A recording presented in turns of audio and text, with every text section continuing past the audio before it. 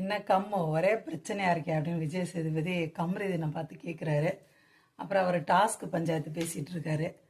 அப்பா அவர் சொல்றாரு, எனக்கு எப்படி விளையாடுறது நீங்கள் சொல்லித்தருவேன். அது எல்லாருக்கும் தான் சொல்றாரு. இந்த சோசியல் மீடியா அது இது எல்லாத்துக்கும் தான் சொல்லிட்டு இருக்காரு. நான் நம்புகிறேன். அதுக்குள்ளே கீழே கமெண்ட்ல வராங்க, எதை கேட்க சொன்னா எதை கேட்டுட்டு இருக்காங்கன்ட்டு.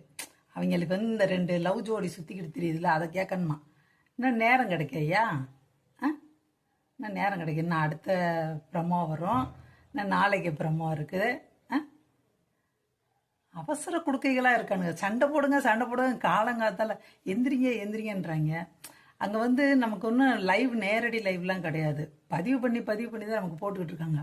அந்த அறிவு கூட இல்லாமல் நம்ம எந்திரிச்சிட்டோம். இங்கே 10 மணி ஆயிருக்குதா, உடனே வந்து கமெண்ட்ல பார்த்தீங்கன்னா பிக் பாஸ் லைவ்ல எந்திரிக்க வைங்க, பிக் பாஸ் எந்திரிக்க வைங்க, ஏங்க எல்லாரும் தூங்குறாங்க எந்திரிக்க வைங்கன்றாங்க. இதெல்லாம் வந்துக்கிட்டு இவனுங்கெல்லாம் பிக் பாஸ் பார்த்து